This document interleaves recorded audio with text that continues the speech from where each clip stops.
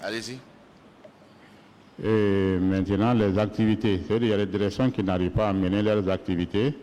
En fin d'année, il y a l'argent qui reste dans les comptes. Et pour ne pas aller reverser, on fait des chèques. À notre profit, on dépose. Ils font des chèques. Bon, nous aussi, on dépose.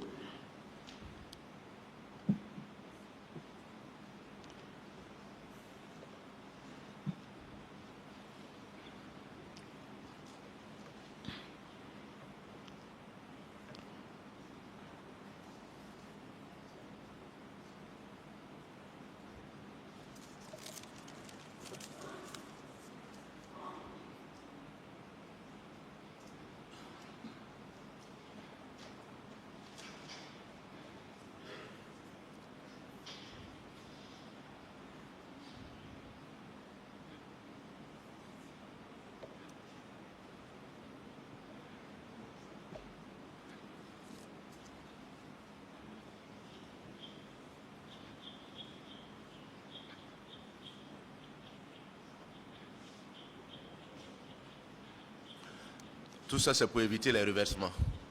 Oui. C'est bien ça? Oui. Je comprends bien que, normalement, lorsque vous n'avez pas pu consommer les allocations qui vous ont été accordées pour l'exécution donc de vos activités, en fin d'année, vous devez reverser ce montant-là au Trésor public, quitte à négocier pour l'année à venir un nouveau budget. C'est bien ça? Oui. Allez-y. Ok. Après ça, c'est sous Zul Kofli que le problème de manutention est venu et avec le problème de Covid-19 qu'on a commencé à recevoir le gros budget. Un instant, s'il vous plaît. Monsieur le procureur, veillez à ce que M. Lankwande ne soit pas dans la salle si vous l'avez déjà identifié. Monsieur Lankwande, au cas où il viendrait à entrer dans la salle, qu'il soit identifié, à raccompagner avec, au niveau donc des autres témoins. D'accord, bien reçu. On va prendre les dispositions pour cela. Merci bien. Merci bien. Allez-y pour vos observations. Ok. Donc les manutentions ont commencé sous le temps de Zulkofli Konaté. Donc ces manutentions, si... Vous appelez manutention? Manutention, c'est pour payer ceux qui servent les véhicules des vivres, quoi. Les véhicules des véhicules, ceux qui déchargent, ceux qui chargent. Voilà, c'est ça qu'on appelle les manutentions, les manutentionnaires. Et maintenant, nous, à notre niveau, on dit bon, les manutentions. Ce sont des individus, personnes physiques qui travaillent avec des outils mécanisés ou c'est à la force de leurs bras? En fait, on veut comprendre en réalité. Je me dis que c'est à force de leurs bras parce que je n'ai jamais assisté à une quelconque activité. Allez-y, allez-y, on vous écoute. Ok. Donc, les manutentions, ça, c'est budgétisé. On donne un montant par rapport à ça. La manutention, le montant, en son temps, ça pouvait atteindre les 200 millions. Oui, oui. Et ces manutentions, s'il y a un besoin, le CONASUR exprime son besoin et souvent les DAF Zulkofli pouvaient voir le SPD CONASUR en son temps pour un besoin quelconque du ministre. On faisait ces manutentions-là. Et ils utilisaient ça pour les besoins des ministres, souvent, bon, voilà. Et nous aussi, on recevait quelque chose. Et pour la justification de ces manutentions, c'est Ouedraogo Salifou qui se charge de la justification de ces manutentions. Donc, moi, je ne peux pas confirmer si réellement l'argent de manutention, ça arrive aux manutentionnaires. Bon, je ne sais pas comment il se débrouille, mais il arrive à nous envoyer des pièces justificatives.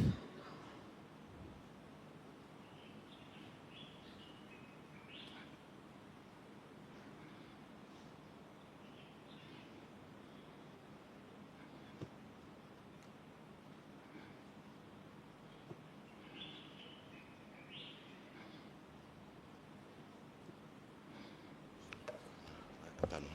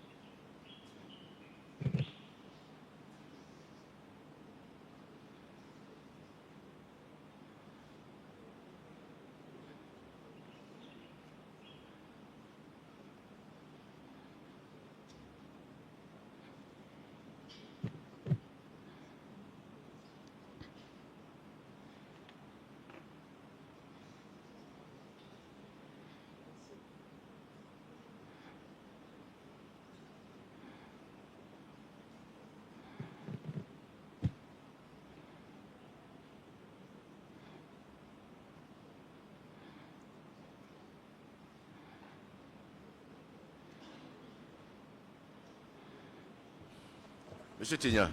Oui, Monsieur le Président. Le tribunal va vous demander de faire l'effort, de parler fort Ok. en vous expliquant. Ça peut aller? Oui. Allez-y, on vous écoute. De répondre ce que j'ai dit ou bien de continuer avec d'autres aspects, je ne sais pas. Ok.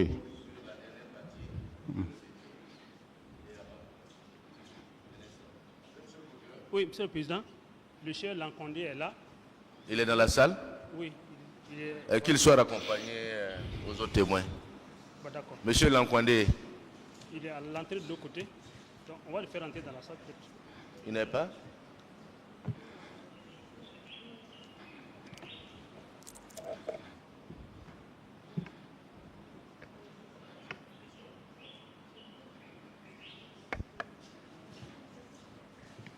C'est bon?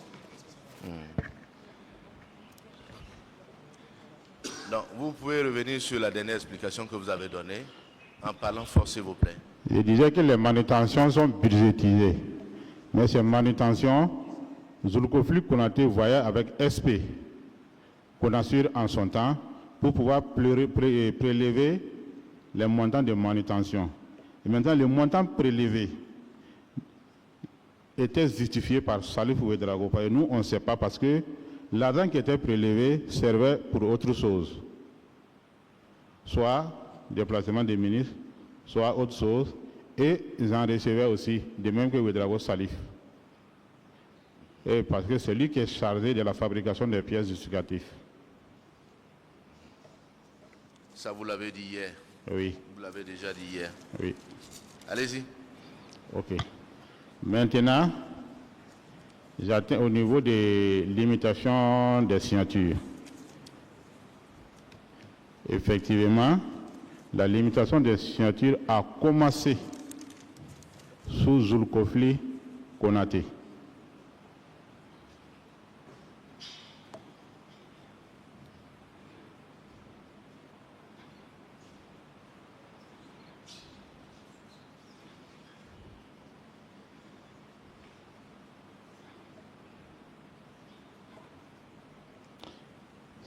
Quand il était gestionnaire de compte en son temps,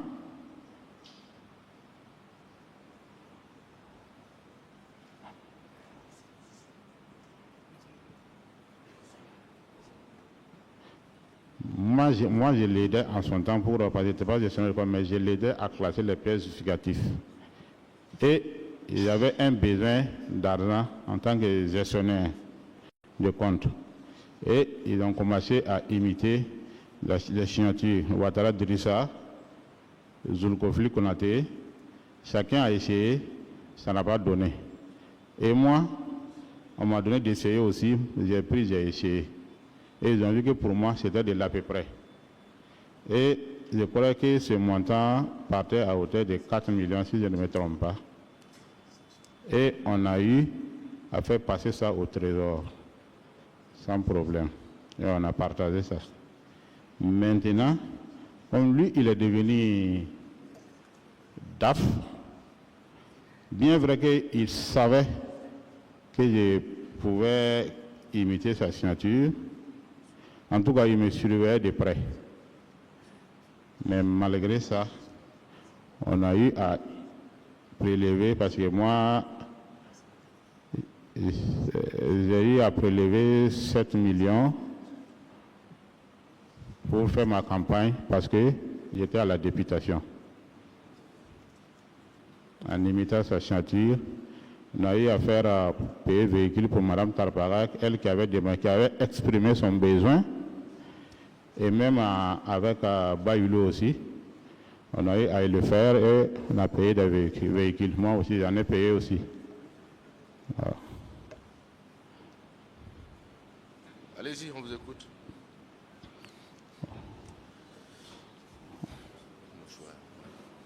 Et maintenant, les chèques signés en fin d'année, parce qu'on regroupait les chèques et on disait, va voir M. Sayon s'il y avait des difficultés. Parce qu'en fin d'année, pour pouvoir poser un chèque, c'est dur. Donc, je partais voir M.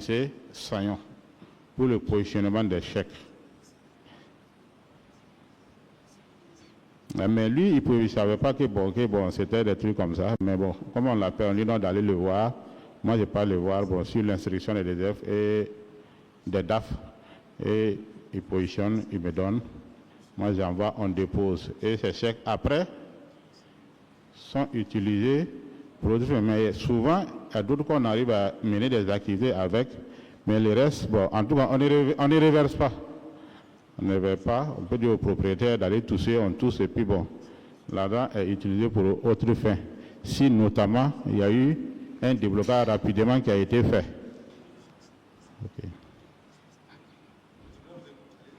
Ok. Après ça, après Zulkofli Konaté, Madame Parkouda est venue. Avec elle, elle suivait tout à la lettre. Dans son ordinateur, elle prenait tous les renseignements et tout ce qu'on faisait, bon, elle prenait des copies. Mais j'ai eu à imiter sa signature quand, en ce moment, elle avait été déchargée. Mais je sais qu'elle a su. Ce que j'ai imité sa signature, ben bon, je ne sais pas si, bon, en tout cas, ça je l'ai fait. Et après lui, Yé Camille Yake est venu.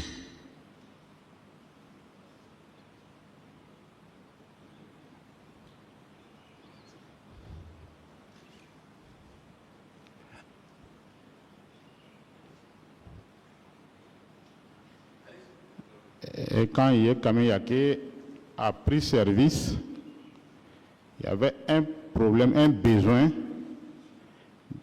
qu'il a exprimé. Et franchement dit, je lui ai fait savoir que une telle situation, on gérait avec Conassure. On appelle Conassure et ils font des chèques et maintenant c'est Salif qui se brille pour justifier.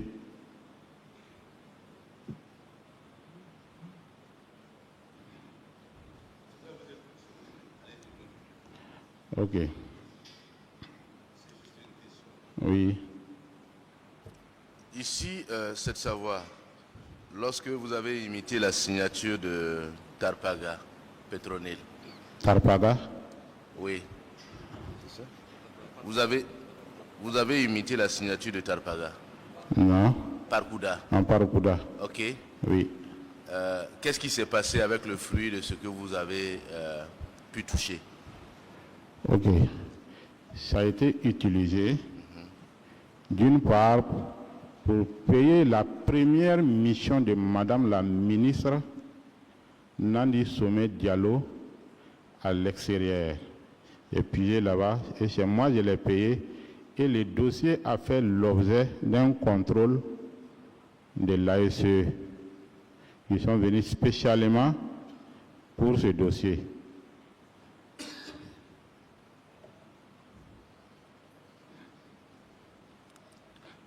Ils ont vérifié, ils ont fait des copies et ils sont partis. Pourquoi spécialement ils sont venus pour ça? Bon, franchement, moi, je ne savais pas. Je ne savais pas pourquoi ils sont venus.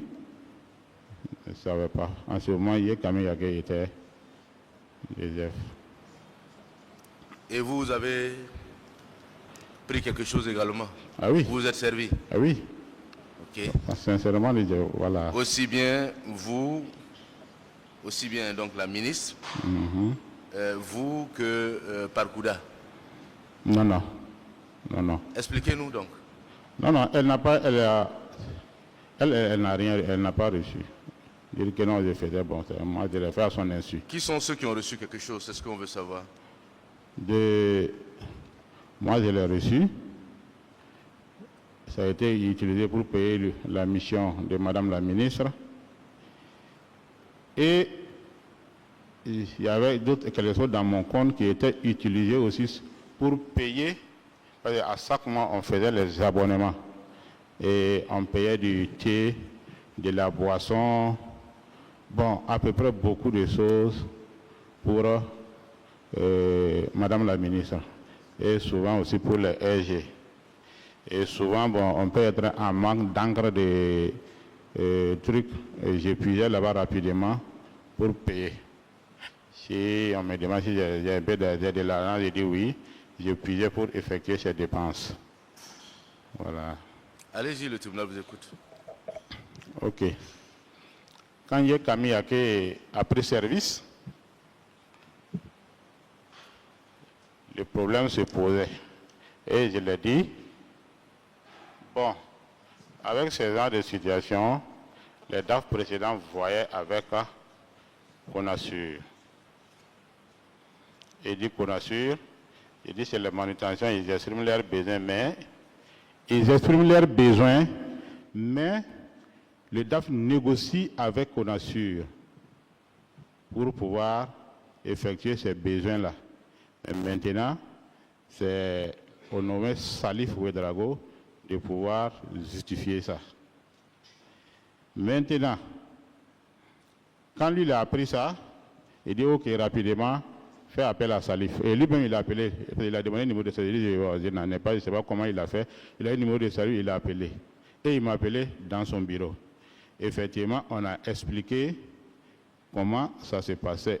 Et il a jugé nécessaire que si ils expriment leurs besoins, par exemple, si Conassure, c'était sous Zorom Soumaïla, c'est lui qui est SP Conassure en son temps. Donc, il ne négociait pas avec Conassure. Et s'ils expriment leurs besoins à hauteur de 20 millions, Yekami Yake nous dit d'augmenter. Parce que si je me rappelle très bien, dans mes archives, quand ils ont fait la perquisition, il y a eu des fiches de déblocage. Parce qu'on avait commencé avec des fiches de déblocage. Des fiches de déblocage pour 3 chèques. Des fiches de déblocage pour 4 chèques. Ils avaient tout ça dans mes archives. Et maintenant, le reliquat, ce qu'on recevait, on les partageait. Et souvent, je reçois, souvent, je ne reçois rien et je me plains auprès de Salif, je dis mais comment ça s'est passé qu'il a pris, il dit non, il va les donner à ministre, il dit il va me remettre ma part, il ne me donne rien. Donc, la justification, c'est Salif qui justifie. Maintenant, je reviens sur l'imitation de signature de Yekami Yake. Il m'a confié des chèques signés, sans rien. C'est-à-dire, ces chèques blancs qu'il a mis sa signature là-dessus, il m'a laissé. Et avec des feuilles blanches qu'il a mis sa signature là-dessus pour pouvoir se donner les ordres de virement. Et dans ça, j'ai imité sa signature parce que sa signature était de l'à peu près avec moi, ma signature. Je l'ai fait et l'argent, je gardais chez moi. Il a su. Il a su parce qu'à chaque fois, il m'appelait pour de l'argent. Et je prélevais, s'il y a quelque chose, je vais ça, je prends l'argent, je viens, j'envoie. Et ainsi de suite, je partais même lui donner de l'argent à 100 bas. Ça, c'est vrai. Et ce que j'ai fait de façon normale, en tout cas, l'imitation de sa signature, après quand il était en congé, ça, c'est moi, je l'ai fait, il n'est pas au courant de ça. J'ai imité sa signature, encore avec Salif Ouedraogo, et on a eu à partager ces sommes. Encore avec Madame Tarpaga Petronil, on a eu à partager 1 million. Et encore avec Sangare Ishaka, qu'on a eu à partager.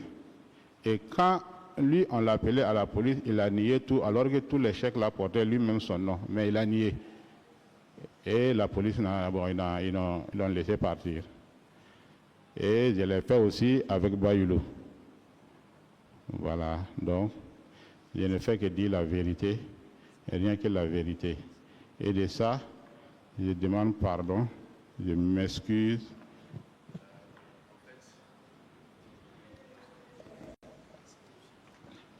La parole vous a été donnée à Oui. vos avocats pour leur permettre de vous poser des questions. Oui. Et leur permettre également d'être édifiés sur les faits qui vous sont reprochés. Oui. On est d'abord dans ce processus-là. Oui, Monsieur le Président. OK? Oui. Voilà. Maître, la SCPAG et GA, votre client semble avoir fini son intervention.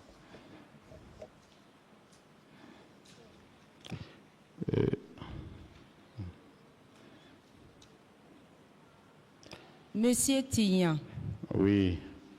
est-ce que vous maintenez vos déclarations? La déclaration que... Écoutez-moi. Ce matin, vous avez déclaré que de l'argent était transmis et remis à des ministres Oui. pour des activités auxquelles ils n'ont pas participé. Oui, ça, je le Vous les maintiens. maintenez, ces déclarations? Oui, ministre SG de Durcab, il ne part pas en mission, mais il recevait leurs frais de mission. Est-ce qu'il vous est arrivé personnellement de transmettre cet argent? Et si oui, à quel ministre précisément? Je l'ai fait sous Laurence. Ça a été fait. Et sous Nandi Diallo aussi, ça a été fait. Parce que sa première mission, c'est bon, ça c'est pour la là, c'est moi, je l'ai payé. Mais maintenant, les restes, comme ils sont en contact avec les DAF et les DGF, c'est eux qui prennent pour aller les payer. Parce qu'ils ne voulaient pas que nous, on rentre en contact directement avec ces ministres-là. Et même, ils préfèrent aller payer pour se faire valoir. Voilà. Est-ce que ces montants, vous les transmettiez avec des pièces justificatives? Oui. Ou alors c'était transmis? Oui, c'est des pièces justificatives. Oui, avec des pièces justificatives. Ce que nous on fait, nous on donne là, c'est avec des pièces justificatives.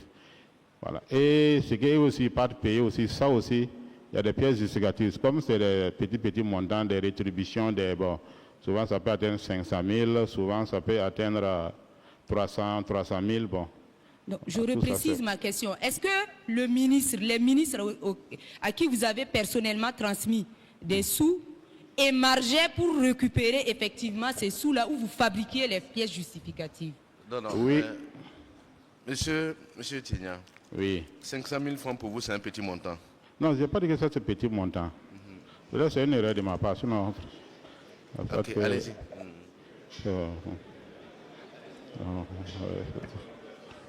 S'il vous plaît, du silence dans la salle. Merci. Allez-y.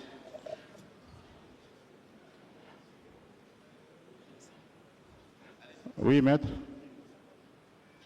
Oui, ma question, je l'avais davantage précisée. Est-ce Oui. que les ministres qui recevaient l'argent sans avoir participé aux activités, Oui. ils émargeaient sur les pièces justificatives donc, pour attester donc qu'ils reçoivent de l'argent pour des activités qu'ils savaient n'avoir pas participé. Oui, Ces pièces étaient donc, sont par la suite transmises au niveau donc de la comptabilité du ministère. C'est bien ça? oui, Je reviens donc sur l'imitation de signature de M. Camille Yé.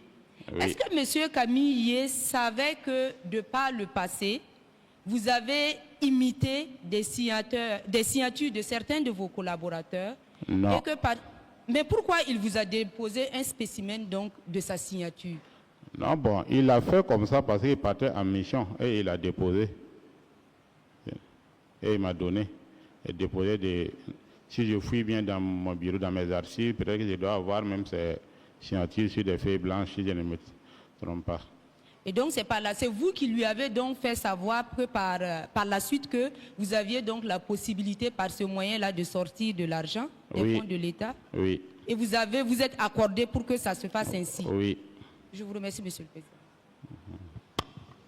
Monsieur Thierry, Oui, ce que je veux comprendre, que Oui. tout le monde veut comprendre, oui. c'est parce est-ce que vous voulez dire que c'est parce qu'il y avait une sorte d'entente avec les DAF que depuis 2017 jusqu'à nos jours, je veux dire, à votre arrestation, vous n'avez pas eu de contrôle à proprement dit? Bon, maître, franchement dit, j'ai eu à peu près 4 contrôles, si je ne me trompe pas.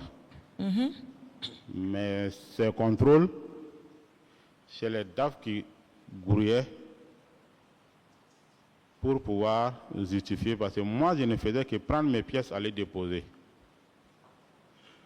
Et après, on me dit de venir ramasser, je passe, je ramasse, je viens, je dépose. J'ai dit, moi, je ne faisais que gérer les pièces. Et c'est les DAF qui se débrouillaient avec la SCE pour pouvoir les contrôler, pour pouvoir justifier. Voilà, moi, mon rôle, c'était d'amener les pièces. Et après, on dit, il faut ramener, je passe, je prends, je ramène. Voilà, après le contrôle. Voilà, ce que j'ai fait. J'avais comme travail, c'était de gérer les pièces en son temps. D'accord. Ça veut dire qu'à proprement parler, vous-même comme ça, Oui, personne physique gestionnaire du compte, oui. on ne vous soumettait pas à proprement parler au contrôle. Bon, normalement, proprement pas, parce que normalement, si on dit au contrôle, je dois être au devant de tout. Mais ce n'est pas le cas. Parce que si les DAF, ils savent que non, bon, il y a des trous, il y a des quoi, bon. Moi, il me dit d'envoyer les pièces selon et M. Débrouille maintenant pour justifier. Moi, je ne sais pas comment ça se passe entre eux. Voilà, mais bon. En tout cas, ça se faisait comme ça. Je pose encore autrement ma question pour comprendre pourquoi tout a été apparemment si facile. À part la SE, Oui, qui est extérieure à votre service, Oui. est-ce qu'il y a à l'intérieur des mécanismes de contrôle qui devraient normalement s'assurer du bon fonctionnement de la gestion? oui. Si oui, c'est qui? C'est quoi ce service? Non, il n'y a pas un service spécialement pour ça, mais au ministère, il y a l'IGF, mais l'IGF ne s'intéresse pas. ITS, Inspection technique de ITS. Et ils sont là, mais ils partent dans les provinces, là, ils ne vérifient pas dans les directions. Voilà. D'accord. Et pour la SE hier, je vous ai entendu parler d'un contrôle de la SE, hein, Oui, qui a porté sur les années 2021-2022 oui, et qui aurait été transmis à votre hiérarchie, oui, en l'occurrence le DGF hier, oui, courant de lorsqu'il a pris service. oui. En ce moment, hier, Camille Yagué a pris service et le rapport de l'ASC est venu pour dire que non, le compte, de la manière il est géré, les gestionnaires n'arrivent pas à s'en sortir. Et ça a été bien dit dans les rapports. Et ils ont bien dit, si c'est possible, c'est mieux de changer. Bon, si c'est possible, c'est moi qui ai dit ça, de changer les gestionnaires. Et ils ont dit le compte n'a pas d'arrêté, ils ont tout dit. Peut-être que bon, vous pouvez chercher le document, vous allez tout voir. Mais malgré ça, Camille Yake m'a fait appel dans son bureau et m'a fait savoir que le rapport est venu. Tout est dit. Mais je suis allé voir le ministre pour te reconduire comme gestionnaire. Sinon, je n'ai pas plaidé pour qu'on me prenne comme gestionnaire. Merci bien, M. Tian. Monsieur le Président, au passage, est-ce qu'il est possible que, par votre juridiction, on demande la production des différents rapports de l'ASE pour qu'on puisse voir si effectivement un vrai travail avait été fait jusqu'à nos jours, parce qu'il semble qu'il y a au moins eu 3 ou 4 contrôles de l'ASE. Mais en tout cas, dans notre dossier, nous n'avons pas ce rapport qui puisse permettre peut-être de voir si à un moment donné, cette entité-là a attiré l'attention des autorités compétentes sur la gestion de M. Tian, si c'est possible. Parce que nous ne pouvons pas l'avoir directement. Donc, nous passons par votre juridiction, peut-être voir avec le parquet pour qu'on requiert, qu'on envoie ces pièces-là, pour qu'on puisse avoir une vue d'ensemble de la situation.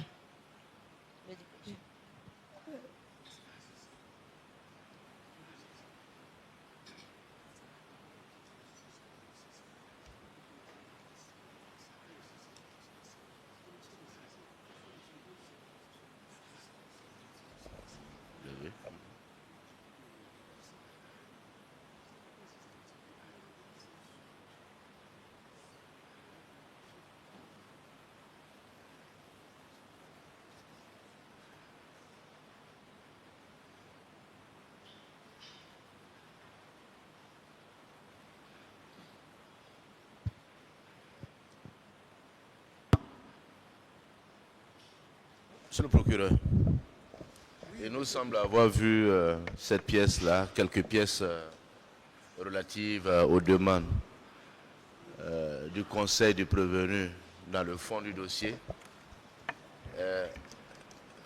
Vous voudriez bien les mettre à la disposition du conseil des prévenus si vous les avez à votre disposition.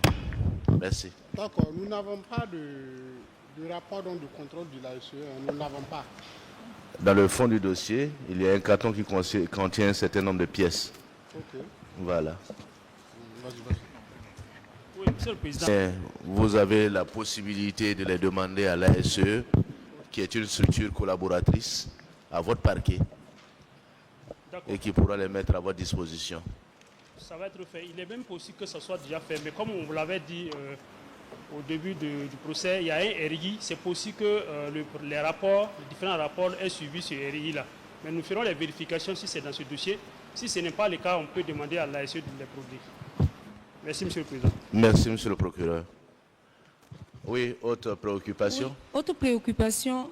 Monsieur Tegna, Oui, maître. vous voulez nous dire ce matin que au niveau du ministère donc, de l'action humanitaire, il n'y a pas un service de contrôle interne.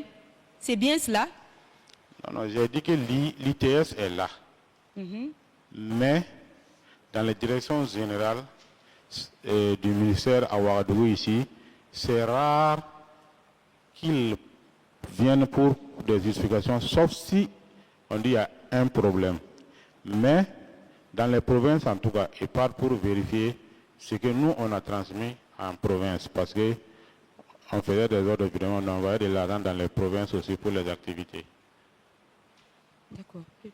Non, mais en réalité, ce qui est étonnant, si l'ITS part en province pour vérifier ce que vous avez transmis ou le travail que vous avez fait, pourquoi ce même ITS-là ne vient pas à l'intérieur, au niveau de votre ministère, pour effectuer ce même contrôle-là?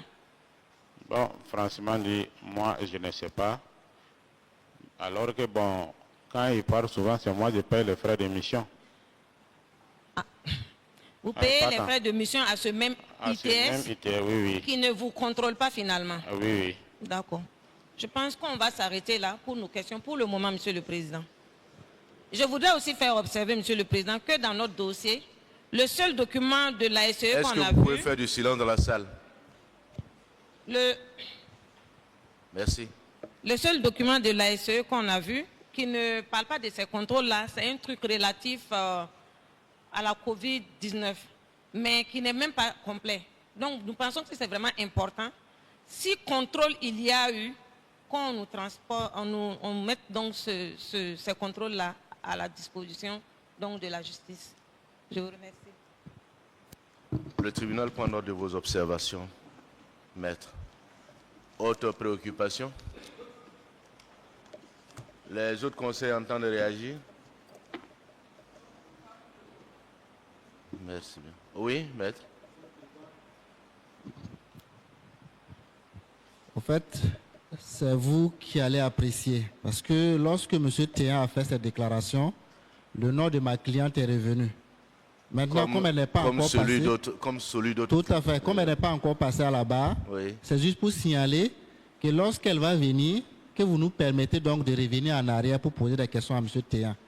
Là, c'est une confrontation que vous demandez. Voilà, une sorte de confrontation. Le tribunal va apprécier. Merci beaucoup, M. le Président.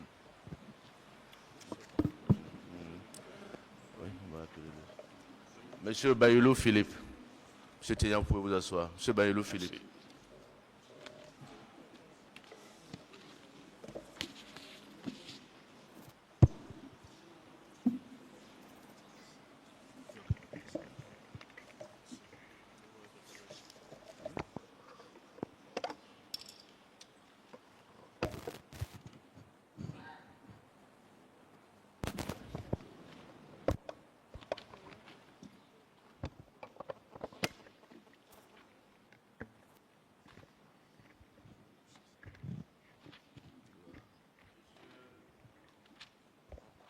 Je reviens sur cette étape, on l'a déjà fait, hein, Okay. mais je reviens là-dessus, Y a pas de juste pour souci. vous permettre donc de vous remémorer ce qui vous est reproché. Ok.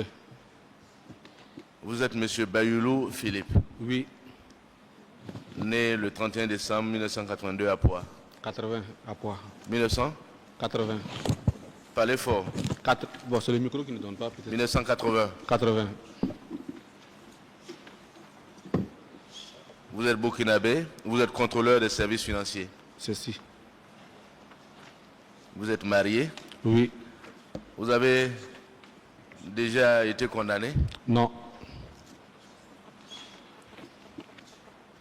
vous avez fait votre service militaire, Non. vous avez déjà été décoré, Non. vous êtes assisté de la SCPA Open Justice, Oui. c'est ça? Oui. Représenté par Maître Bako Suleiman. Oui. Nous ne le voyons pas.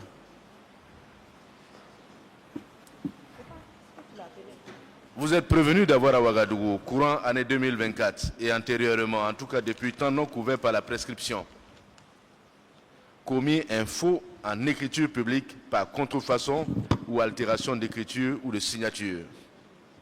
En l'espèce, en établissant des états financiers de dépenses fictives pour couvrir des décaissements injustifiés ainsi opérés par le paiement de chèques. Est-ce que vous reconnaissez ces faits? Ces faits, je ne les reconnais pas. Vous ne les reconnaissez pas. Non. Il s'agit de faits prévus et punis par les articles 373-1, 373-8, 373-11 du Code pénal. Deuxièmement, il vous est reproché d'avoir, dans les mêmes circonstances de lieu et de temps, fait usage de faux, en l'espèce en utilisant les chèques et les états financiers ainsi établis en paiement et en justificatif, lesquels documents que vous saviez pourtant faux. Il s'agit de faits prévus et punis par les articles 373-1, 373-8, 373-11, 373-12 du Code pénal. Est-ce que vous reconnaissez ces faits? Je voudrais que vous rendiez plus explicite. Il s'agit d'usage de faux. Usage de faux. Bon, Usage de faux. Le faux, bon, je reconnais avoir touché des chèques. Voilà. Est-ce que vous reconnaissez les faits? Oui ou non? On va revenir, vous aurez l'occasion Ok. de vous exprimer. Bon, je reconnais avoir usé des chèques, en tout cas. Est-ce que vous pouvez parler distinctement? On vous entend Je difficile. dis, je reconnais avoir utilisé des chèques. Vous reconnaissez avoir utilisé des chèques. Oui, oui.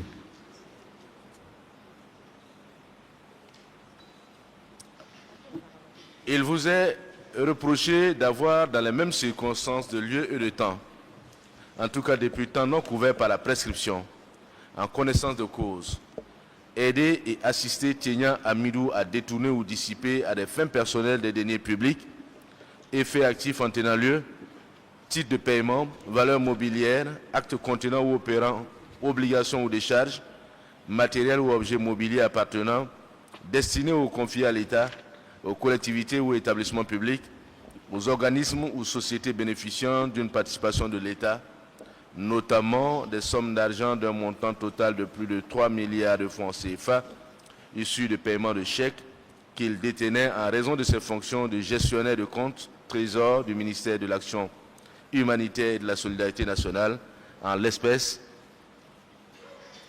allant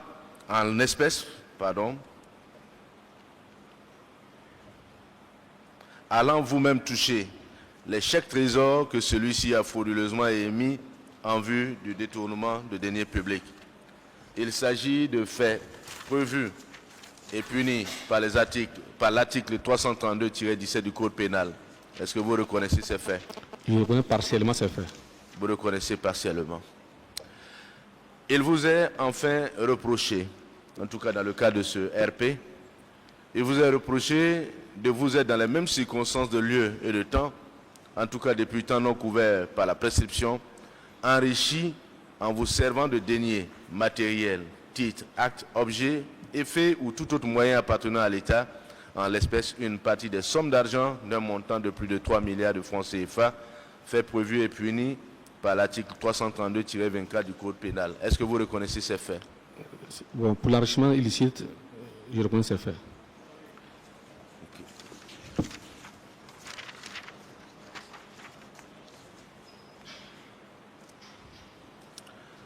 Sur les faits de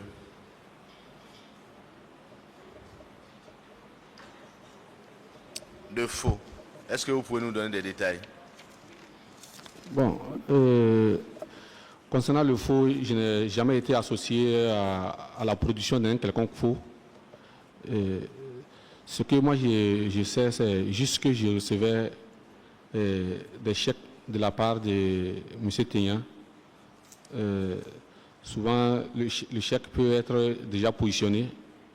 Il m'appelait pour prendre ma position. J'ai dit, je sois ici au bureau. Bon, si je ne suis pas loin, il m'a dit de le rejoindre. Quand je le rejoins, il me remettait le chèque déjà positionné. C'est le chèque positionné que je partais toucher et je partais le rejoindre pour faire le partage. Est-ce que vous pouvez parler fort? J'ai dit quand j'ai touché le chèque, je rejoignais le sieur Thénia Amidou pour lui présenter la somme retirée et il prenait sa part et il me remettait ma part également. Il récupérait sa part, ça veut dire quoi exactement? Ça veut dire que l'argent, c'est qu'il faisait une division de l'argent, il me remettait une partie et lui il gardait une partie. Et cette partie que vous partagiez, c'était en vertu de quoi? De quel contrat? Bon. Qu'est-ce qui justifie que vous partagez de l'argent que vous avez retiré des caisses de l'État? Il n'y a rien qui les justifie.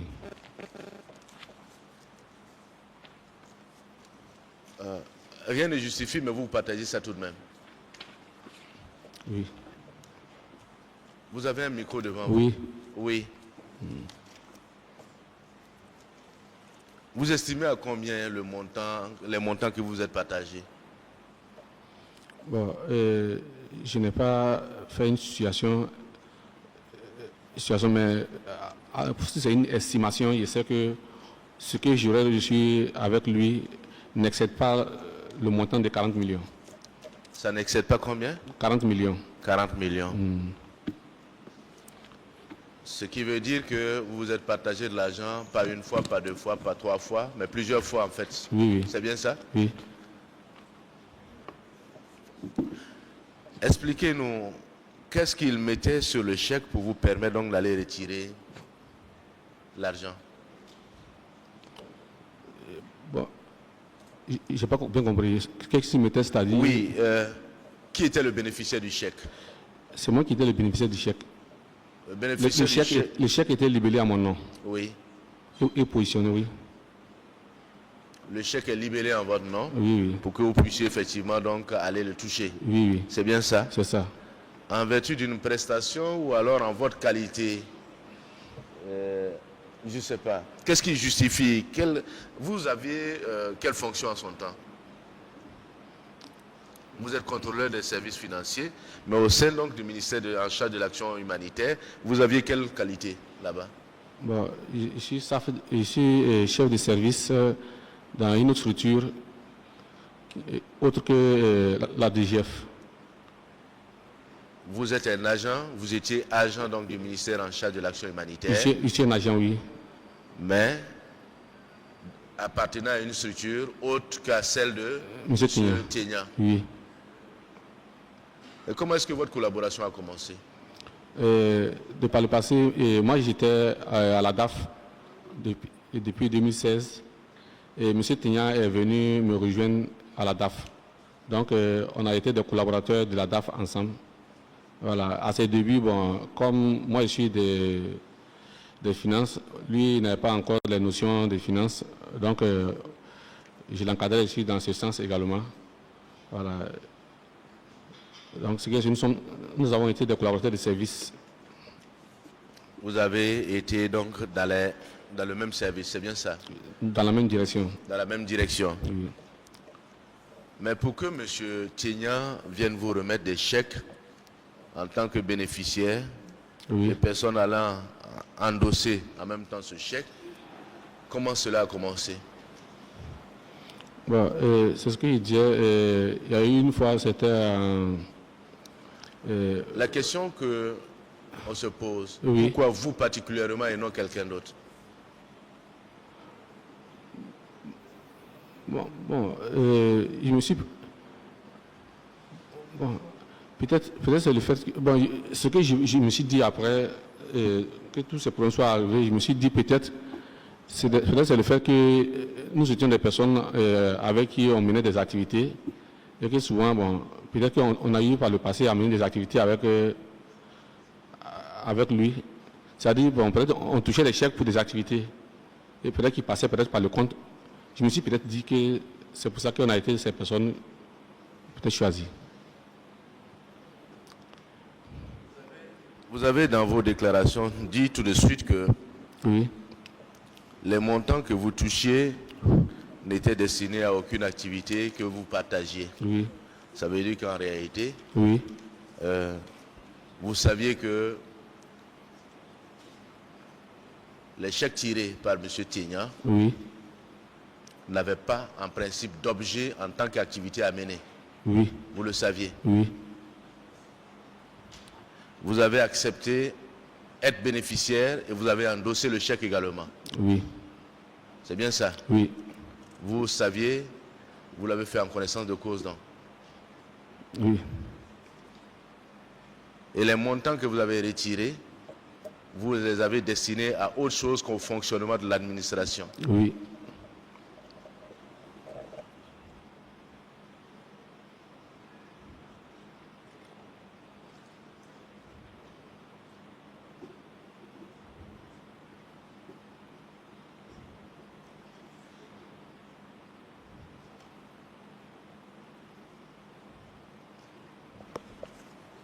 Monsieur le procureur, si vous avez des questions aux prévenus, c'est le moment. On va faire l'effort d'être bref. Oui. Voilà, merci.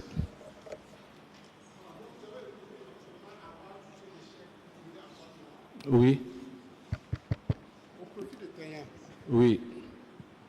Alors, est-ce qu'il vous a expliqué comment il est arrivé à justifier ces sorties de fonds-là? Non. Il ne vous a pas justifié? Non, non. En enquête préliminaire, vous avez dit il vous a dit une fois qu'il allait donner une partie de l'argent à celui qui était chargé de fabriquer les pièces justificatives. J'ai dit c'est le chèque de 14 millions. Oui, oui. Voilà, sur lequel il m'a fait savoir qu'il allait contacter quelqu'un au CONASUR. Quelqu'un qui est au CONASUR? Oui, qui allait l'aider avec des pièces. Quel est l'aider à? Qui allait l'aider avec des pièces justificatives. Donc avec les pièces justificatives. Donc en clair, il avait quelqu'un au niveau du CONASU qui l'aidait à fabriquer les pièces justificatives pour justifier les sorties illégales de fonds. C'est ça? Bon, moi, je n'ai jamais connu cette personne, je n'ai jamais été en contact avec ce dernier. D'accord. Mais le nombre de chèques que vous avez touché pour lui, vous avez une idée? C'est ce que le nombre de chèques? Je n'ai pas un nombre, mais c'est ce que j'ai dit. Je sais que le nombre dépasse 5, mais ça n'excède pas 10. C'est ce que vous, entre 5 et 10. C'est ce que vous m'avez demandé dans votre bureau. Je vous ai dit que je n'ai pas un nombre exact. Et vous avez donné des plafonds. Vous avez dit 10, 20. J'ai dit non. J'ai dit le plafond, on peut aller à 10. D'accord. Voilà. Mais le plus gros montant que vous avez touché pour lui, c'est combien? C'est 14 millions. Donc 14 millions. Oui. Et sur les 14 millions, il vous a donné combien? 5 millions. Est-ce que vous vous êtes posé la question de savoir comment il arrive à vous donner des chèques libellés à votre nom? Vous n'êtes pas un prestataire, vous n'êtes pas un manutentionnaire.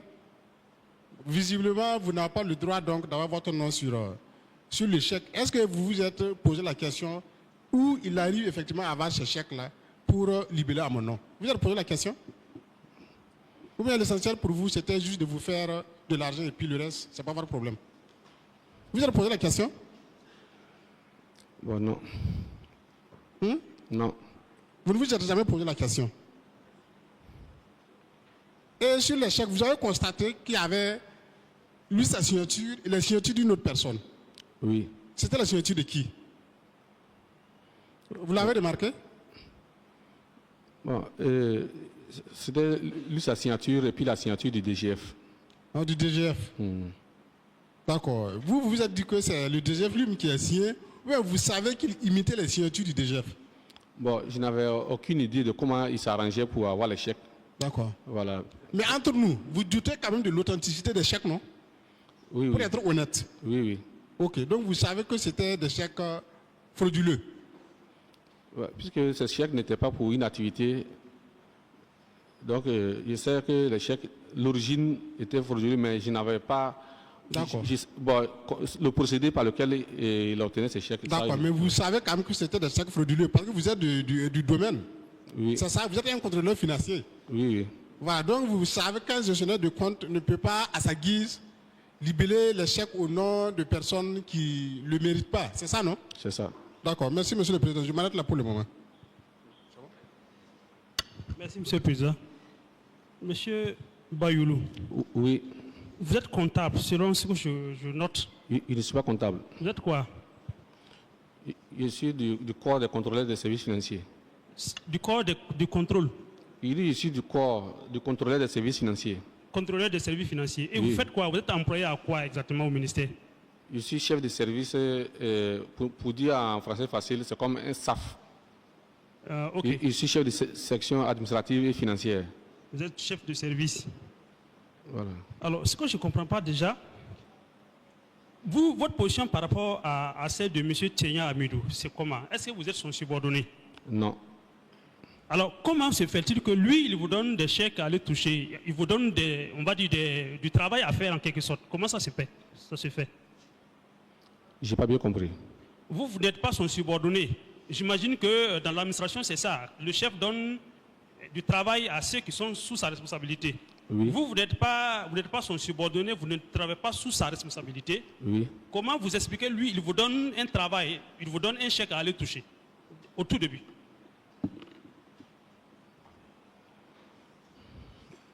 Bon, je ne saurais expliquer en tout cas. Pardon? Je dis, je ne saurais expliquer. Ah, mais c'est vous qui êtes allé à sa mission. Vous savez pourquoi vous êtes allé?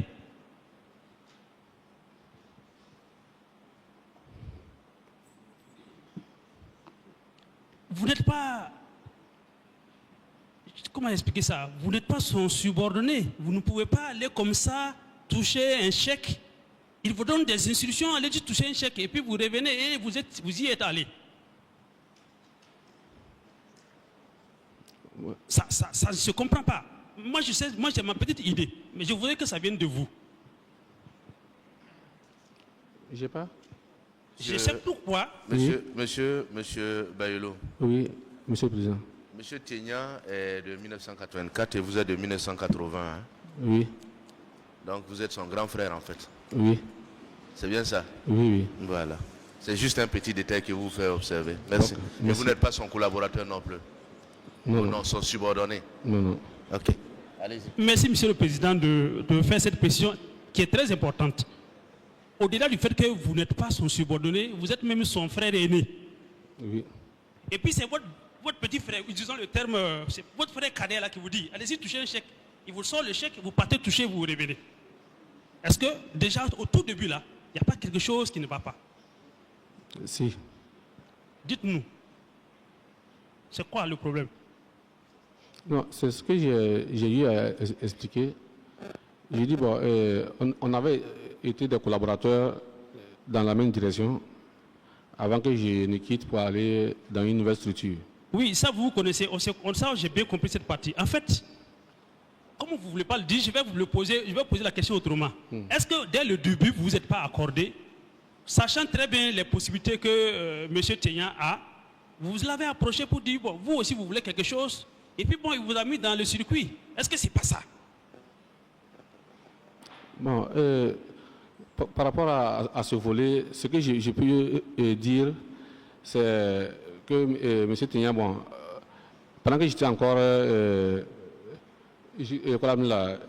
au ministère là-bas, voilà, il m'a eu approché pour dire que bon, c'est vrai, lui, depuis le passé, j'ai eu de bons rapports avec lui et que bien. Voilà, il a eu à aider des personnes par le passé. Bon, moi, il va, bon, ce qu'il a dit en tout cas, qu'il va gouler aussi pour m'aider également. Juste une question encore Oui. sur ce point avant de passer à autre chose. Oui, La toute première fois, Oui. la toute première fois oui, que vous êtes allé toucher un chèque, oui. est-ce lui qui est venu vers vous ou bien c'est vous qui vous êtes disponibilisé auprès du chef Théian pour faire une mission quelconque qu'il viendra vous confier? Il n'y a pas eu de mission quelconque. C'est vous qui êtes venu vers lui. Donc, je veux juste savoir Non. qui a pris l'initiative d'aller vers qui. C'est ça que j'étais en train d'expliquer tout à l'heure. J'ai dit, d'abord quand il est venu au ministère, j'ai été d'un apport pour lui, puisque par rapport aux notions des finances, voilà, il y a eu des dossiers aussi, on a eu à traiter ensemble. Quand il y a des dossiers, ça veut dire qu'il y a des dossiers un peu complexes. On a compris ça. Je reviens sur la question. C'est ça. La toute première fois là, qui est allé vers qui? Est-ce que c'est vous qui êtes venu vers lui pour dire, bon, je suis là, si vous avez une mission, je vais le faire. Il vous dit, ah tiens, j'ai un chèque ici, allez-y toucher. Ou bien c'est lui, ayant un chèque et qui vous a vu pour dire, ah, monsieur Bayoulou, aidez-moi à toucher le chèque. C'est juste cette question-là que je pose. Le reste là, comment vous êtes connu, ça on a compris. C'est ce que j'étais en train d'expliquer. J'ai dit qu'il m'a approché, il m'a fait savoir que, de par le passé, il avait peur de me dire certaines choses, mais que lui, il a eu, de par le passé, à aider certaines personnes, et que, bon, lui, il va grouiller pour que je puisse m'acquérir certaines choses. Et c'est là Pour que vous puissiez faire quoi? J'ai pas bien entendu. c'est là qu'il a dit qu'il va m'aider aussi à pouvoir me réaliser, au fait. Si je vais résumer, au fait. Très bien. Il va vous aider à vous réaliser. Très bien. Vous êtes son frère aîné et vous lui avez pas posé la question, réalisation là c'est quoi? De quoi il s'agissait? En fait, il y a une convention. C'est ce que je voulais faire savoir. Non, il y a une petite entente entre vous au tout début. Non. Maintenant, on y est. On va vous aider à faire une réalisation. De quoi s'agit-il? Quels étaient les termes de la convention? De votre entente là? C'était quoi? Au fait, il n'y a pas eu une entente clairement dite comme vous l'avez signifié. C'est ce qu'il dit. Il a dit que, bon, comme je l'ai signifié tout à l'heure, qu'il va m'aider à me réaliser, sans donner des détails, qu'est-ce qu'il allait faire, quoi qu'il allait faire. Mais c'est après qu'il m'a fait signe maintenant pour demander où j'étais, et j'ai donné ma position, et qu'il m'a remis un premier chèque. Donc on note qu'il vous a dit et il va vous aider à vous réaliser. Oui. Et vous n'avez pas cherché à savoir la réalisation c'est quoi? Non. Vous avez quand même accepté après pour aller toucher le chèque. Donc on est d'accord que dès le début, vous saviez que vous devez rentrer dans ces combines. Bien. Alors, de manière précise, Oui. lorsque vous avez été auditionné au parquet, Oui. vous avez tenté de nier au début que les chèques là, vous ne savez pas que c'était faux, que c'est plus tard vous avez su que c'était des chèques faux. C'est ça? Bon, quand le faux, j'ai dit que pour l'origine des chèques là, quand il dit faux là, Oui. c'est-à-dire que ça se situe à deux niveaux. Parce que j'ai dit que je ne savais pas que parce que vous m'avez posé la question, à savoir si je savais que c'est M. Tignan qui imitait les signatures pour les chèques. J'ai dit non, je ne savais pas. Mais Voilà. on devine. Même si vous ne l'avez pas vu signer un faux chèque, vous êtes un SAF, vous connaissez, vous êtes un contrôleur des services financiers. Oui. Vous savez comment les chèques sont établis, sont émis. Et vous savez que s'il doit aller toucher un chèque que vous allez vous partager, Oui. ben, ça ne peut pas être dans l'orthodoxie financière. C'est ça, j'ai dit de par la suite, j'ai su que, bon, au début, je sais que, comme il n'y avait pas un objet, il n'y avait pas une activité à mener, donc je sais que Clairement. le chèque ne suivait pas la logique. C'est clair. Donc vous savez Voilà. que ce n'est pas un bon chèque. Ce n'est pas un chèque qui a été émis normalement. Mais c'est ça le chèque faux. C'est ça. D'accord. Alors, il y a un aspect qui me préoccupe dans votre... Oui. Dans quand vous avez été, dans votre audition, quand vous avez été auditionné au niveau du parquet, là, vous avez dit, et ça va nous permettre de revenir un peu à M. Tignan, vous avez dit que vous avez collaboré avec la police judiciaire et que bon, vous avez aussi aidé M. Tignan. Et que M. Tignan aurait, quand l'enquête a commencé, vous avez compris qu'il avait aussi impliqué plusieurs autres personnes. Et il les a impliqués parce que chaque fois que quelqu'un voulait le dénoncer, il implique cette personne. C'est un peu l'idée. L'idée ici, c'est que... Oui, si vous pouvez revenir, s'il vous plaît. Je vais réexpliquer. Dans votre audition au parquet, Oui. vous avez laissé comprendre que c'est au cours de l'enquête que vous avez compris que ce n'était pas vous seul que Tignan utilisait pour toucher ses chèques. Oui. Il y avait plusieurs autres personnes. Oui. Et que ces personnes étaient surtout, on va dire, mises dans le coup, parce qu'à chaque fois que quelqu'un découvre qu'il veut aller dénoncer, M. Tignan lui propose quelque chose. Vous êtes allé plus loin en précisant que la voiture qui a été remise à Mme Tarpaga, il a pratiquement forcé Mme Tarpaga pour qu'il reçoive le véhicule. Je vais vous lire exactement ce que vous avez dit là-bas. Voilà. Alors, je reconnais avoir commis une faute et je sollicite votre clémence. J'ai collaboré avec la police judiciaire et c'est avec la procédure que j'ai compris que Tignan Amidou a impliqué un grand nombre de personnes pour se prémunir des dénonciations. Je peux citer le cas de Mme Tarpaga qu'il a à la limite forcé à prendre une voiture pour lui. C'est un peu ça. Donc ça laisse penser qu'en fait les dénonciations là, chaque fois qu'on veut aller dénoncer, pour éviter la dénonciation, Tignan trouve quelque chose pour la personne. Bon, je peux m'exprimer? Allez-y. Voilà, peut-être que c'est l'idée que vous avez comprise, sinon c'est pas ce que j'ai eu à dire. Monsieur le procureur peut aussi confirmer les faits. J'ai eu à dire, j'ai dit, il m'a demandé pourquoi est-ce que M. Tignan, en plus de moi, a eu à impliquer d'autres collaborateurs. C'est là que j'ai dit, il dit, bon, quand je regarde la personnalité de ces collaborateurs, la plupart d'eux, c'est des gens que je vois qu'ils mènent des activités avec lui. Donc, je me dis peut-être, M. Tignan, peut-être c'est pour ne pas un jour, s'il doit couler seul, qu'il a eu à impliquer le maximum de personnes. Voilà l'idée qui est là, peut-être qui est résumée. Voilà, voilà. Monsieur le procureur même peut confirmer ça. Merci, Monsieur le Président. Merci, Monsieur le procureur. Monsieur Bayulo, oui. Vous estimez qu'aujourd'hui vous êtes réalisé? Est-ce que vous estimez que vous êtes réalisé? Non. Ok. Le RENLAC.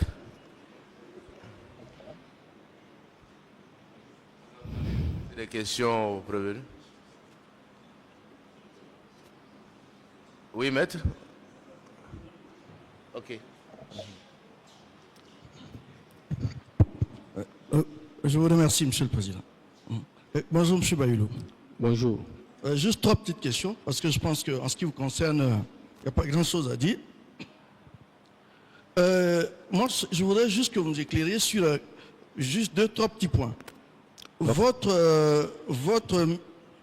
poste, c'est bien chef de service de l'exécution budgétaire et comptable. Ça, c'est quand j'étais au niveau de la DAF. Au niveau de la DAF? Oui, oui. Ok. En fait, moi, ça m'intéresse, c'est pour comprendre le fonctionnement. Hein. Okay. Juste ça. Okay. Est-ce que vous pouvez nous expliquer donc comment se contrôle l'exécution budgétaire et comptable? En des mots très simples, parce qu'on veut comprendre comment, au niveau de de ce service-là, Oui. où M. Théan était gestionnaire de compte. Oui. Comment les choses, parce que moi il a expliqué hier, mais j'avoue, je n'ai pas pu bien comprendre comment ça procède exactement. C'est-à-dire que l'établissement des budgets, Oui. je crois que chez eux ils appellent ça projet de dépenses. Oui. Comment ça s'établit, comment on contrôle et comment on en contrôle l'exécution. Ok. Bon, concernant l'exécution du budget, c'est-à-dire il faut d'abord noter que le budget s'exécute sous deux formes. C'est-à-dire il y a les déblocages et ceux qui passent aussi par le PPM, les marchés. Voilà. Donc, je sais que pour les marchés sont exécutés même, depuis la DMP. Mais concernant M. Théan, lui, c'est les déblocages. Les déblocages, c'est pour les activités. C'est-à-dire les activités, y compris les missions, en fait.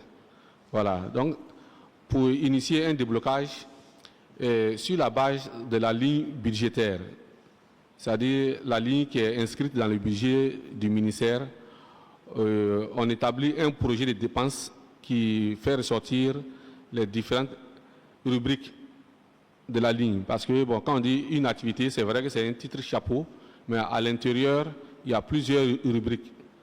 Voilà. Et maintenant, sur la base de ces rubriques-là, le directeur signe le projet de dépenses. On monte une fiche de déblocage. C'est une fiche synthétique qu'on transmet à Madame actuellement, c'est le SG qui signe ça. Quand ça revient au niveau de la DAF, on procède maintenant à l'engagement. L'engagement, ça se passe dans un logiciel qu'on appelle, par le passé, le CID. Mais actuellement, c'est le SINAFOLO. Donc, de là, le dossier part au contrôle jusqu'à ce qu'il passe à l'ordonnancement jusqu'au trésor. Et c'est quand le compte est approvisionné que maintenant la structure qui doit bénéficier de l'activité exprime son besoin à travers une fiche qu'elle transmet à la DGF, je veux dire la direction financière au fait. Et c'est y compris les avis des DGF et du ministre. C'est sur ce point que, une fois les avis requis, le gestionnaire maintenant procède maintenant à l'établissement du chèque qui est signé par lui-même et contresigné par son directeur. Et lorsque le bénéficiaire du chèque vient prendre le chèque au niveau du comptable, il va exécuter l'activité.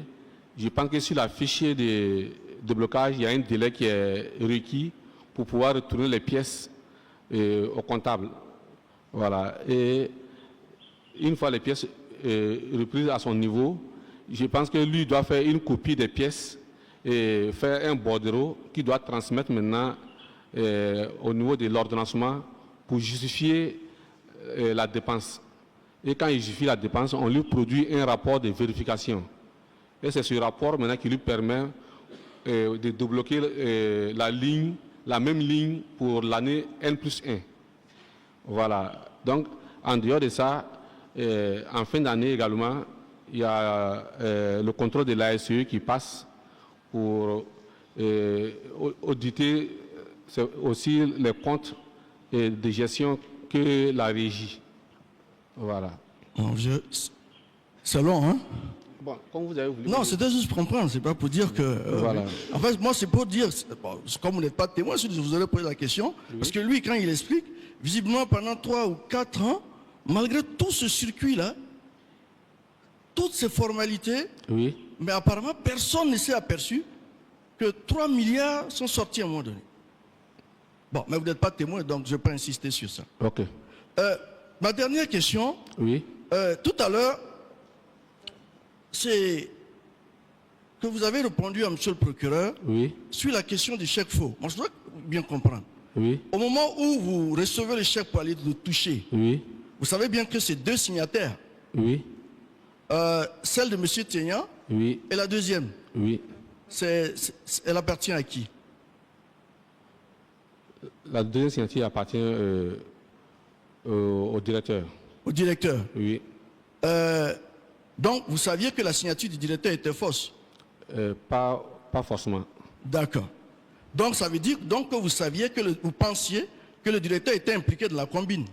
Bon, je n'avais pas d'informations concernant cela, puisque même quand on exprime un besoin pour une activité, c'est pas devant la personne qui vient pour demander les ressources qu'on signe les chèques. Voilà, c'est quand le chèque, tout est positionné, fini, qu'on appelle l'intéressé qui vient contre décharge, prend son chèque et partir. Donc, personne ne peut dire que le directeur signe le chèque devant lui et le gestionnaire également signe le chèque devant lui. Non, c'est ce que je veux dire. Oui. Est-ce que vous pensiez que la signature du directeur était fausse ou pouvait être fausse qu'au moment où vous touchiez le chèque? Bon, sincèrement, je ne pouvais pas dire qu'elle était fausse. Oui. Puisque je ne savais pas le procédé par lequel il passait. C'est pour ça que je dis qu'à tout le moins, si vous pensiez que la signature du directeur n'était pas fausse, à tout le moins, vous pensiez qu'il était impliqué. Je vous explique pour qu'on se comprenne. C'est-à-dire que vous avez deux signataires. Il y en a un qui a signé, qui vous le remet. Sur sa signature, vous ne pouvez pas douter. Mais il y en a un deuxième qui a signé, vous ne doutez pas non plus de sa signature. Mais vous allez toucher de l'argent qui doit être destiné à une activité sur laquelle somme on vous rétrocède une partie. Vous savez que c'est illégal. Bon. Enfin, vous ne pouvez pas dire que vous pensez que le directeur n'est pas impliqué alors qu'on peut émettre un chèque et vous enlever de l'argent et vous remettre. C'est ce que j'ai dit. J'ai dit que je ne peux pas donner la preuve que le directeur était impliqué. J'essaie de dire, puisque pour les chèques, Monsieur Bayolo, il y a plusieurs... Monsieur Bayolo, oui. Ce que Maître essaie donc de vous dire, c'est quelles sont vos impressions au moment où on vous remet le chèque. C'est de ça qu'il s'agit. Est-ce que vous vous êtes dit que le directeur était certainement impliqué ou alors est-ce que vous saviez qu'il était impliqué? Bon, c'est juste ça. C'est bien ça? Exactement, Monsieur le Président. Ok. Donc, je sais que bon, quand on me remettait les chèques, c'est vrai que j'avais des doutes sur l'origine des chèques, mais je n'avais pas l'impression que le directeur était impliqué.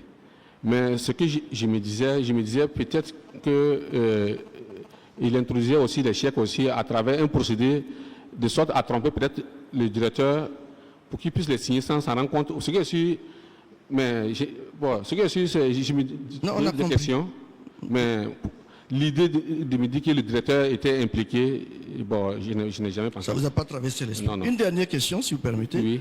Bon, quand on vous écoute, vous expliquez le fonctionnement du ministère. Je crois que le procureur est venu sur la question, vous touchez de l'argent. On a l'impression que ces pratiques-là sont coutumières. Je m'excuse, auprès de ceux qui travaillent dans ce ministère. Mais on a l'impression que c'est des pratiques coutumières dans ce ministère. Est-ce que vous en avez l'impression? Parce que je vous explique un peu pour que vous compreniez. C'est-à-dire, ce qu'on écoute depuis hier, c'est qu'il y a comme un environnement où tout le monde est prédisposé à penser que l'argent circule illégalement dans le couloir du ministère. Bon. Parce que je repose la question. En repartant sur celle que le procureur a lancée tout à l'heure. Sinon, comment vous pouvez penser même que vous pouvez, avec M. Théan, avoir une conversation de ce genre, sans peur ni rien, toucher des chèques, alors que vous ne pensez même pas que les autres sont impliqués, mais ça ne vous fait pas peur. Enfin, c'est juste un questionnement. Bon, merci, vous n'êtes pas obligé de répondre. Allez-y si vous voulez aussi. Voilà. Bon, je vais dire, moi, bon, je ne vais pas quand même dire que c'est l'environnement qui est au ministère qui est comme ça. Bon, moi, en tout cas, je sais que je n'avais jamais été associé à de telles pratiques par le passé. Voilà. C'est tout simplement qu'avec M. Théan, donc je ne peux pas confirmer que c'est l'environnement même du ministère même qui est ainsi. Ok, merci. Bon, il y a une petite idée, une question qui me vient à l'esprit. Tout à l'heure, j'ai entendu, on vous a posé une question sur l'implication des gens. Bon, est-ce que, disons-nous les choses, est-ce que, avec tout le respect que je vous dois, Oui. Est-ce que ce n'est pas purement et simplement par cupidité? Excusez-moi l'expression, hein, vraiment, je mets entre guillemets. Est-ce que ce n'est pas par malhonnêteté que les gens tombent dans ça, plutôt que de dire que c'est l'autre qui me met dedans? Bon, sincèrement, c'est ce que j'ai dit, parce qu'on m'a demandé mon impression. Voilà, parce que c'est une situation que moi-même je ne savais pas, effectivement. Voilà, je ne savais pas que M. Tignan avait des relations avec diverses personnes.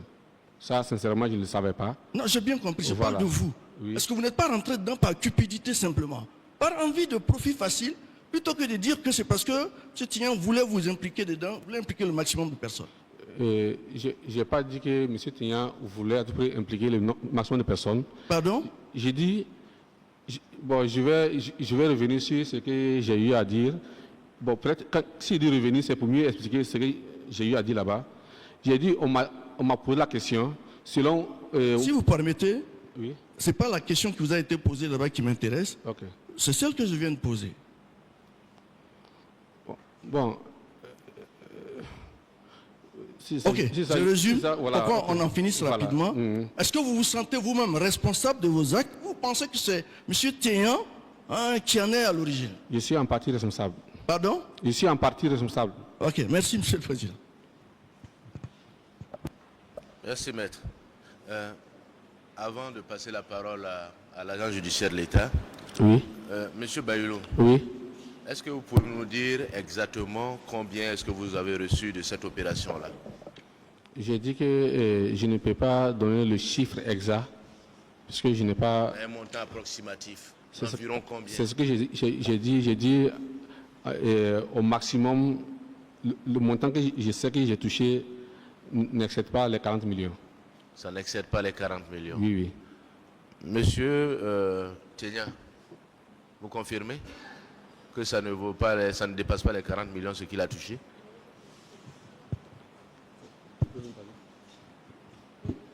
Excusez-moi, monsieur le... Levez-vous, s'il vous plaît. Ok. Excusez-moi, monsieur le Président.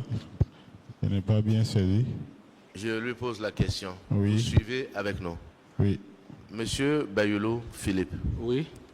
À combien estimez-vous le montant qui vous a été remis en échange donc des services que vous avez rendus à monsieur Tignan?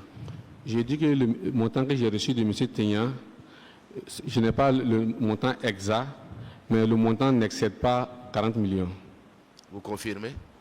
Oh, je ne peux pas confirmer avec la certitude parce que les montants avec les chèques sont partagés de façon équitable. Il y a une clé de répartition. Donc, de façon équitable. Équitable, c'est-à-dire? Ça veut dire, si c'est 10 millions, on prend 5,5. Donc, le nombre de chèques passés... S'il vous plaît, un instant. Je vais demander à la salle de revenir au silence, s'il vous plaît. Merci. Allez-y. Donc, il y a une clé de répartition. Oui, S'il a 10 millions, si le chef fait 10 millions, oui, vous avez 5 millions, Oui. il a 5 millions. oui, oui. Vous avez répété cette opération avec lui combien de fois? Avec vous? Vous confirmez, M. Bayulo, cette clé de répartition? Ça, je ne confirme pas ça. Vous ne? J'ai dit que je ne confirme pas la clé de répartition. Oui. Parce que je vais revenir sur... Parce que je sais que les derniers chèques, il y a eu un chèque de 7 500 000 où il a pris 3 500 000 et moi j'ai 3 millions. Et le chèque de 14 millions, il a pris 9 millions et j'ai pris 5 millions. Monsieur Tignan est là. Je confirme que la clé de répartition, c'est de façon équitable. Et souvent, c'est de façon équitable. Soyons honnêtes. On a bien compris. Vous pouvez vous asseoir, M. Tignan. Merci, Monsieur le Président. Oui.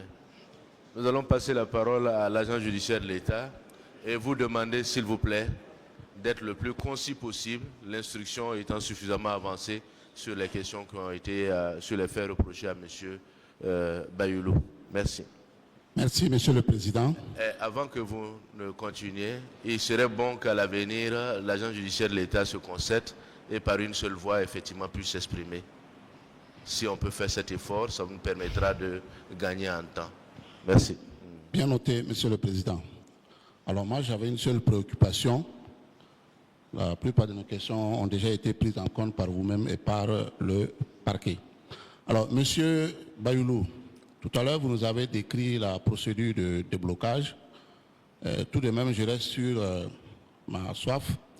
Alors, je veux comprendre le bénéficiaire du chèque. Quel est son rôle à jouer dans la chaîne de dépenses? Est-ce qu'il a un rôle précis à jouer pour en être bénéficiaire ou toute personne peut se retrouver bénéficiaire d'un chèque, même lorsque il n'est pas de l'activité ou du service? Ce que j'ai eu à dire plus haut, j'ai dit lorsque il y a une activité et qu'on vous désigne comme le gestionnaire de l'activité, je pense qu'à travers la fiche de déblocage, voilà, votre nom est figuré et on libère le chèque en votre nom. C'est ce que je sais. Non, c'est bon, ça nous rassure. Oui, Monsieur le Président, avant votre sollicitation, nous voudrions comprendre, est-ce à dire que la SDPAG et GA doivent aussi s'organiser pour parler d'une seule voix? C'est pour vous solliciter de nous permettre justement d'intervenir selon notre organisation interne, avec vraiment votre permission. Voilà. Voilà. C'est juste pour solliciter. Monsieur l'agent judiciaire de l'État, patientez s'il vous plaît. Merci. On n'a pas besoin de réagir à cela. C'est une sollicitation que je leur ai adressée. Tout simplement. Ils ont le droit d'aviser tel qu'ils le veulent. Merci. Ce n'est pas un motif de débat ici. Merci. Merci bien, Monsieur le Président. Et c'était vraiment le sens de notre intervention sur ce point précis. Nous avons une question et puis probablement donc des observations. La question, c'est en relation toujours, je pense que nous avons estimé que le parquet avait épuisé le problème. Et avec un certain nombre d'éléments de réponse donnés par M. Bayoulou à Maître Farama du Rhin-Lac, nous avons jugé nécessaire de revenir sur cela. Il s'agit justement du processus pour libeller un chèque, surtout que nous avons affaire à un contrôleur des services financiers. Et comment, M. Bayoulou, oui, selon vous, oui, dans le processus pour libeller le chèque, comment les choses se passent? En dehors des projets de dépenses, des TDR et autres, non. C'est-à-dire que pour remplir le chèque, les choses commencent où et s'achèvent où? C'est ça. Bon, pour d'abord remplir un chèque, c'est-à-dire d'abord il faut faire l'expression des besoins à travers la fiche de blocage qu'on transmet au niveau de la direction des finances. Maintenant, si c'est au niveau de la direction des finances même que l'activité doit se mener, je pense qu'ils font également la même chose. Le directeur des finances met son avis, on transmet la fiche à Madame la ministre qui donne également sa décision. Et sur cette base, on transmet le fond de dossier avec les TDR au comptable en question qui libère le chèque, qui signe et qui fait la co-signature avec son directeur avant de remettre aux bénéficiaires. Oui, c'est particulièrement à cet instant que j'ai besoin que vous puissiez donner plus de précision. C'est-à-dire, dans votre cas précis, lorsque toute la documentation est censée être réunie, Monsieur Théian remplit le chèque en votre nom, signe et soumet à DGF pour signature. Est-ce que c'est comme ça que ça doit se passer? Bon, moi, je parle quand... Je demande, est-ce que c'est comme ça que ça doit se passer? La procédure normale, c'est-à-dire, on remplit en votre nom, on met Bayoulou Philippe, qui est connu. Monsieur Théian signe, on met le montant. Monsieur Théian signe et soumet au co-signataire. Est-ce que c'est comme ça que ça doit se passer? Oui. OK. Si c'est comme ça que ça doit se passer, vous pensez que vous, extérieur à ce service. Oui. Vous n'êtes pas prestataire et vous avez signé 10 chèques et l'ensemble donc de ces directeurs ont signé, ont contresigné sans inquiétude. Et vous dites que vous ne soupçonnez pas le caractère faux ou l'implication probable. Parce que là, on n'est pas dans ce dossier, on ne parle pas de l'implication du DGF de façon directe, mais c'est en liaison avec l'infraction de faux ou à tout le moins de la contribution à M. Bayoulou pour l'accomplissement du faux que nous sommes en train de vouloir relever. Donc, vous savez qu'on ne peut pas voir votre identité sur un chèque, sur 2 chèques, sur 3 chèques sans qu'on vous interpelle. Parce que si ça doit suivre toute la chaîne, on ne parle pas des documents bien avant. On parle à partir du remplissage du chèque. Comment le directeur va réagir ou devrait réagir s'il voit votre identité sur le chèque? Bon, je pense que si le directeur, pour moi en tout cas, si le directeur n'a pas donné d'ordre de mettre un chèque à mon nom, s'il voit mon nom sur un chèque, il va poser la question. Est-ce que, à comprendre. Raisonnablement, oui, si les choses fonctionnent bien, vous, M. Bayoulou Philippe, vous étiez même éligible à supporter un seul chèque au niveau de ce compte-là? Un seul? Non, bon, si c'est convenablement, je vais dire que, étant le staff d'une structure, je peux, dans le cadre de cette structure, recevoir des chèques. Voilà. Mais le cas précis n'était pas le sien. Donc, ça veut dire que ce n'est pas en tant que SAF que vous avez endossé les chèques? Non. OK. Alors, donc, Monsieur le Président, la suite, sous forme d'observation, comme nous l'avons indiqué, Monsieur Bayoulou, sur l'enregistrement illicite et sur le détournement des données publiques, n'a pas, il reconnaît les faits et un certain nombre d'éléments sont dans votre dossier. Sur le faux, nous avons, à la suite donc du procureur, justement, fait ressortir que, à défaut de soupçonner qu'il y avait un ensemble d'acteurs impliqués, il était légitimement au courant qu'il y avait soit une falsification de signature, soit justement une origine frauduleuse du chèque qui a été émis. Et le fait de l'avoir fait plus d'une fois montre qu'il a facilité à tout le moins le faux que M. Teyan a commis. C'est cette observation que nous voulons faire à votre barre à cet instant. Merci bien, Monsieur le Président. Le tribunal prend note de vos observations, Monsieur l'agent judiciaire de l'État. Est-ce que les conseils voudraient instruire ou alors poser des questions au prévenu Bayoulou?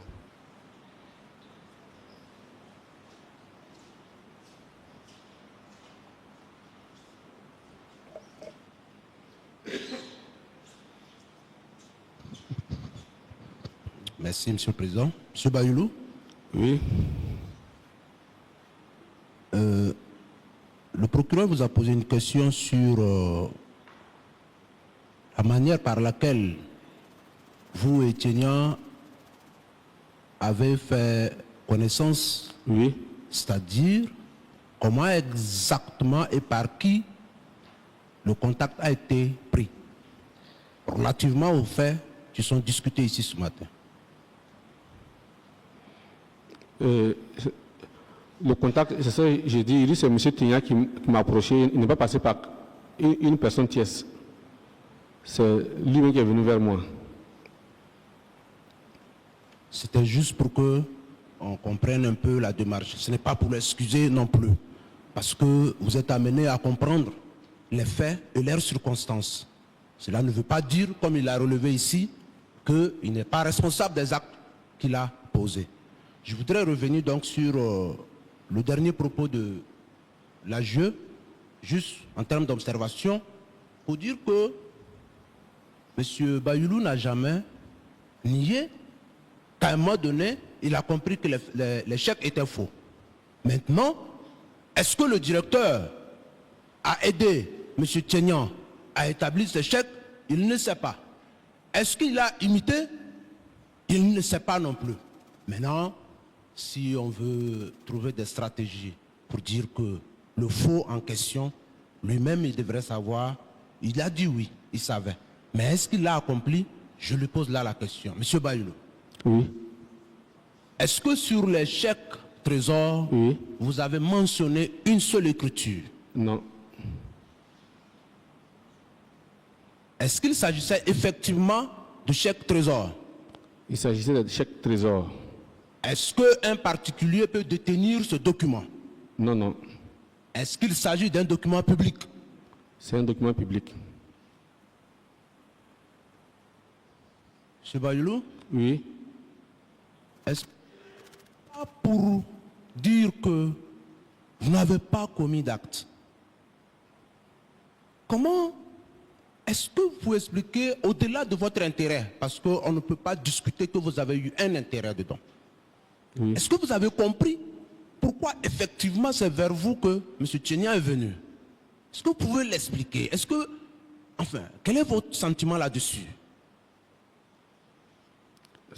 J'ai eu à dire que quand M. Tchenia m'a approché, voilà, la version qu'il m'avait donnée, c'était voilà, que comme quoi il a eu par le passé à aider des personnes et que voilà, le fait que moi je sois quand même dans cette direction, nous sommes en de bons termes, je l'ai accompagné dans beaucoup de difficultés de gestion, c'est-à-dire que bon, des finances, au fait, je lui ai dit, voilà, donc qu'il allait aussi m'aider à me réaliser.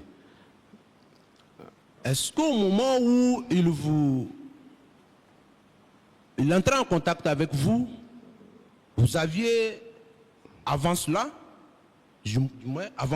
est-ce que vous avez été gestionnaire de compte? Je n'ai jamais été gestionnaire de compte. Est-ce que vous avez déjà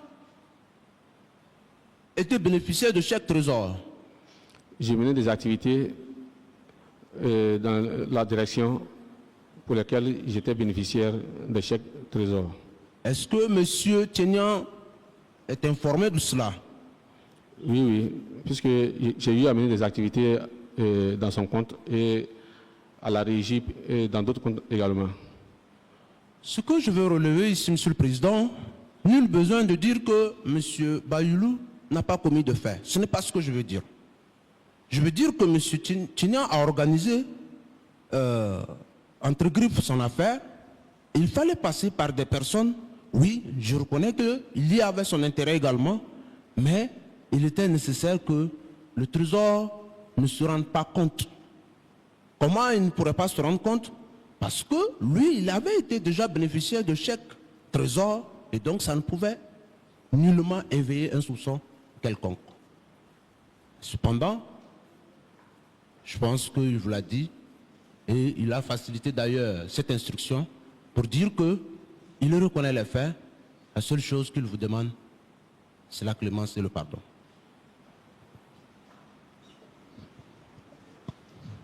Merci, maître. Le tribunal prend note de vos observations également. Monsieur Bayulo, oui. Avant de passer à un autre prévenu, oui. Vous dites que vous êtes contrôleur des services financiers, c'est bien ça? Oui, oui. Bien sûr, sous la vigilance de l'agent judiciaire de l'État, le chèque trésor, oui. On y appose le nom du bénéficiaire, c'est bien ça? Oui, oui. On l'endosse comme un chèque des établissements bancaires? Oui, oui. Il est endossé? Oui, oui. Qui a porté le nom sur le nom du bénéficiaire sur le chèque? Dans le libellé, tout ça c'est le gestionnaire de compte. Le gestionnaire de compte. C'est M. Tchenia. C'est M. Tchenia qui l'a fait. Oui. Et vous n'avez fait qu'endosser. Moi j'ai fait qu'endosser. Vous avez endossé. Oui, oui. C'est cet élément qu'on voulait savoir. Monsieur le procureur, vous avez des questions pour le prévenu Bayulo Philippe? S'il n'y a pas de questions, nous allons passer au prévenu Ouedraogo Salifou. Vous pouvez vous asseoir. Merci.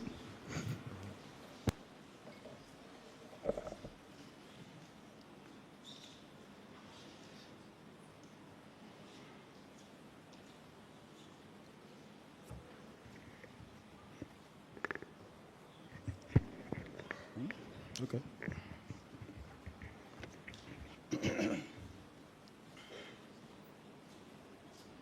Monsieur Ouedraogo Salifou. Président. Nous allons vous demander de vous asseoir à nouveau. On va aviser. Asseyez-vous en attendant. Monsieur le procureur, monsieur les conseils des parties, le tribunal va suspendre pour 10 minutes et puis reprendre sous peu. Sur ce, l'audience est suspendue. Le tribunal.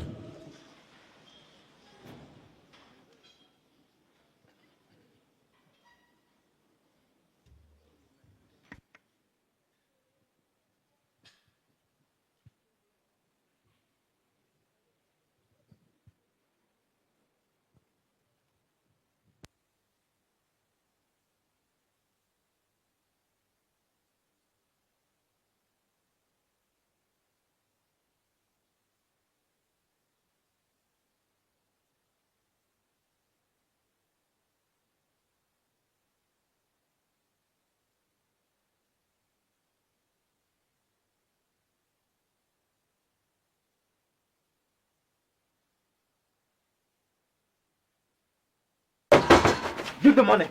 Give the money. Hurry up.